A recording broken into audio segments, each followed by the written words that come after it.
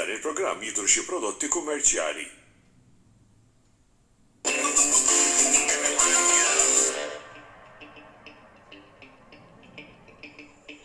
Lura wara dik il-waqfa magħna ingħaqad Mark Spiteri, fundatur u instructor tal-Kung Fu Self-Defense ġewwa l-Malta Self-Defense Academy. Bonġu Mark. Bonġu lilek u l-ispettaturi Argument sabiħ ħafna dan il-self-defense u l-Kung Fu arti marzjali ħanejdu xi ħaġa li kulħadd ikun jixtieq jitgħallem biss mhux kulħadd jagħmel ħaġa. Xi ħaġa li dejjem tgħid sabiħ tara xi film doppja xil tarom kif jiċċaqal u l-moviment sabiħ tagħha. Biss naħseb mhux kulħadd. X'inhu l-benefiċċju ħanejdu hekk ta' l-arti marzjali? Jekk tagħmlu ma' sport ieħor, huwa sport jew arti għax ukoll di mistoqsija li f'moħħi. Mistoqsija li dejjem issa tibda issa bħala sport jew ma bħala. L-arti marzjali mhuwiex konsidrat bħala sport, huwa iktar taħriġ li wieħed jagħmel biex itejjeb lilu nnifsu.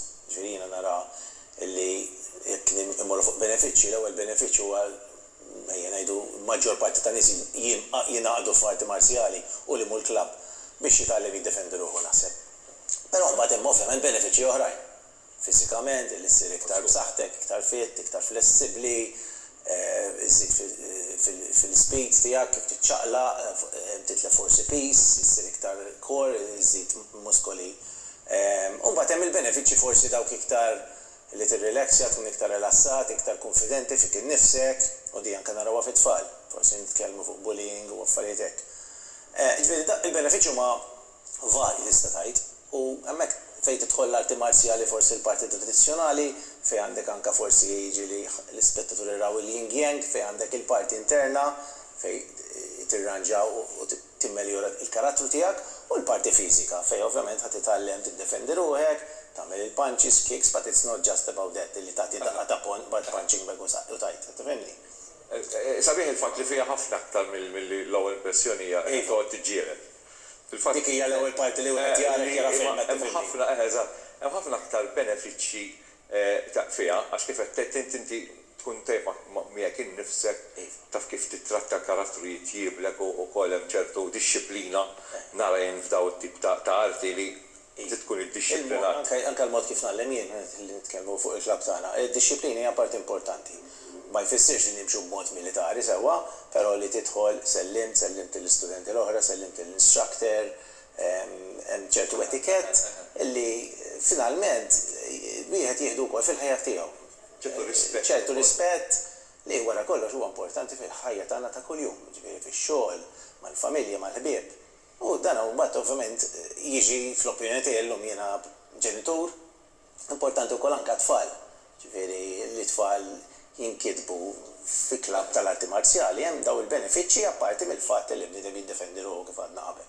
Ġifieri inti tibda tgħid mela bullying, mela jekk jiena għandi tifel tiġi bullying ħanalmu l-arti marzjali. Forsi inizjament tgħid hekk nagħmel ma l-iskop mhux dak imbagħad. Naħseb jiena biex jekk ħadd jibbullyjah. Ikollna ħafna nies bil-Malti mhux dak inti ġo skola nitkellmu nitkellem sejċa, l-iskola mhux se tgħallem ibniedem ġad kelmek inti ta' pon, il-ħajja laqqas timxi hekk anke aħna, ġifieri mhix ħadd kelmek xi ħadd bum tajt ta' pon. Ġifieri aħna hemm ħafna awareness, self-confidence, il-mod kif tpoġġi lilek innifsek, anke li tkun assertiv, dawn ma f'koll affarijiet li jintrabtu mal-arti marzjali, sewwa? Ġifieri meta mbagħad jekk qed nitkellmu fuq tfal, sewwa anke l-fatt li tgħidilhom illi jekk għandhom problema jitkellmu ma' adulti, jitkellmu mat-teacher, mal-alliem, mal-parents, mhux jaħbuha problema u forsi mbagħad tigrava meta tiġi problema too much to handle ġifieri. Ġifieri dawn huma affarijiet li instructor ġo skola tal-arti marzjali jgħaddihom anke bil-karattru tiegħu wkoll, ġifieri. Lead by example. Lead by example, eżatt. Ma u sabiħa wkoll li bniedek ikun jaf jiddefendi ruħu at least. Mhux ħajati ma taqlax. Finalment dik tiddefendi ruħek u ovvjament li ma taqlax u importanti wkoll li sitwazzjoni mhux tigrava, ġifieri jien dejjem ngħid skont se jiġri, ġifieri jiġi li anke nagħllem fajliet jiena jekk bniedem imbuttak forsi mhux bil-fors ħadaqbad ittieħ u dan tigrava. Ġifieri skont is-sitwazzjoni, skont fejn tkun, skont ma' min tkun, ġifieri jiddependi s-sitwazzjoni. Dejjem tidħol naqra l-esperjenza, ġifieri dejjem ngħid arti marzjali mhix xi ħaġa rajt film, ħanagħmel sija. It is a process għalhekk forsi hemm il-kelma art fiha li wieħed jitgħallem u jagħmel mhux ħanajt ħajtu ma ċertu ammont ta' snin jittrejnja u dejjem jipperfezzjona dak li jaf. Bil-fejn bliet innamra Mark tiegħek, jiġifieri. Jiena Hemm xi ħaġa. fiha jienu ġejja l Triggerja qisha. Meta kont l-iskola isu kont għamilt il-classical team sport, football, handball, dawn l-affarijiet, ma isna qatt ma ġobni. Imbagħad meta kont sekondarja kien hemm instakli tal-ġudo, niftakar bdejt isni ftit miegħu. Imbagħad kif kont ngħidlek qabel bdejna kien hemm inċident waqt festa rajt ġilieda u isna dħalna fiha u hekk u qatt tisma' u dak iż-żmien kienu kun hemm kif qedlek films ta' Bruce Lee fuq it-television Taljan, fin-90s beda Van Damme, kulħadd irida ta' Van Damme u da. U minn hemm imbagħad kien hemm kollega tiegħi ġifieri relattivament bdejt naqra tard, bdejt 18 sewwa. Konna bdejna l-ewwel ġobb u kien hemm ħabtijiet u nibdew nitrenja u inktib dal-klabb tal-kung fu minn hemmhekk imbagħad bdejt nitrenja ovvjament u bad quddiem wara ċertu snin ħadd black belt, però dejjem kelli qisha il-ħajra li nagħllem li dak li jkun isek li taf turih il-ħadd ieħor qed tifhimni. U minn hemm imbagħad ovvjament taħt il-klabb. Fejn qiegħed il-klabb? Il-klabb qiegħed fl-Erdeli bil-Bikara ma fl-ejja ta' fl-Erdeli. U hemmhekk għandna ovvjament klabb li għandna studenti kemm huma tfal minn 6 snin il fuq u għandna ovvjament adulti. Ġifieri u hemm meta fejn inti tieqaf jew tista' teqpa' għaddej anke jekk tkun kbir fl-età. Le, m'għandniex età, m'għandniex età, ġifieri kif għadna l-ewwel, ġifieri billi huwa arti marzjali inti il-fokus tiegħu mhuwiex illi ħadd tagħmel ċertu kicks jew ċertu stances daqshekk forsi elevati. Allura inti kulħadd jista' jisu jtejler mejda lieħ biex jiddefendi ruħu lilu nnifsu. Jekk huwa bniedem ta' 18 ħajjagħmel ċertu kicks, jekk huwa bniedem ta' 50 jew ikbar ħajjagħmel l-istess kicks imma b'mod differenti u mbagħad jużhom biex jiddefendi lilu nnifsu b'mod differenti. U bħala talim, Mark, jinbidel minn bidu ħanejdu hekk, pereżempju il-logħba tal-futbol. Tipprova nqabbel. Bdiet qabel kienu jilagħbu stil ta' futbol. Illum il-ġurnata nbidlet is-sistema tal-futbol. Issa l-arti marzjali jekk kick, jekk hu moviment. Baqa' dejjem hekk jew inti dejjem biż-żmien isma' sibt mod aħjar jew mod differenti. Meta kont student konna nagħmlu mod tradizzjonali ħafna, ġifieri il-parti tradizzjonali tibqa' l-istess, għandek ċertu stances, ċertu breathing, ċertu modi kif tiċċaqla, dak baqa' l-istess. Però jiena nitkellem fuqi, il-mod kif nagħllem illum, il-parti tradizzjonali żammejta għax nemmen li hija bażi u hija sabiħa u hemm min japprezza ħafna. Però mbagħad għamilt influenza qawwija fuq id-difiża personali. Jiġifieri ejja ngħidu l-affarijiet bażiċi baqgħu hemm, imma l-mod kif nagħllem huwa iktar differenti. Jiġifieri jekk jiena bniedem jgħidli isma' ġrali hekk. ħatuża il-bażi li taf. Però mbagħad ħatuża għal affarijiet li jinqalawlek. Tifhimni?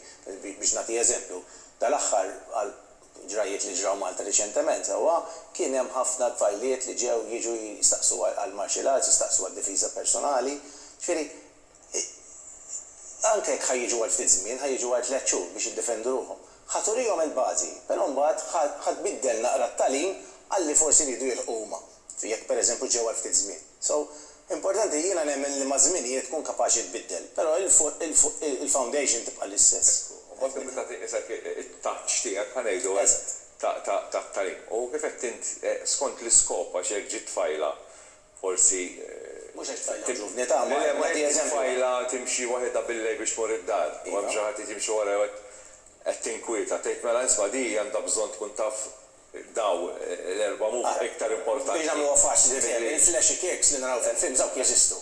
U wieħed jagħmilhom ikollok ġuvni ta' 18 sena rrid jagħmilhom hija sbieħ. Però mhux bil-fors ħajaħdmu jekk inti qiegħed fisqa bil-lejl, m'intix bil-fors ħadd tagħmel flashy kick, ħadd tagħmel kick li jew strike li huwa iktar effettiv u iktar fast u jaħdem biex forsi tik dak il-naqgħa ċansu taħrab u jew toħroġ fis-sitwazzjoni. So di tiġi bl-esperjenza, imma fl-istess ħin anke inti kif tagħllem skont il-min tkun qed tagħlem u min għandek quddiemek. Jiena dak il-mod nimxi, ma nafx individwu wkoll kemm jiflaħ jagħmel. Individwu, hekk bniedem qed tagħllem bniedem ta' 60 huwa mod, jekk qed tagħllem ġuvni ta' 15 jew tfajla ta' 15 huwa differenti wkoll, tifhimni. Mark, li huma l-aktar ħanejdu hekk etajiet komuni li jkollkom. Komuni huwa teens, ġifieri minn teenagers isu ta' 30 iktar etajiet u mbagħad hemm it-tfal. Ġifieri nieħdu gost kif ġraru ħafna klab sportivi fi żmien il-pandemija kien ikollna klabs vojta bħal kulħadd, illum qed tieħu gost tara nies ġejjin, it-tfal u anke teenagers kulħadd irid jerġa' naħseb hija normali, ħajtu lura, ġifieri l-iktar naħseb etajiet huma minn 6 snin il fuq. U mbagħad għandek it-teenagers u forsi sa 30-35. Però għandna nies li huma ikbar u huma dedikati u jittrejnjaw u jippruvaw jilqu l-livelli għoljin ukoll, ġifieri. Grazzi tal-li kont magħna nagħmlu waqfa qasira u nkunu magħhom eżatt wara.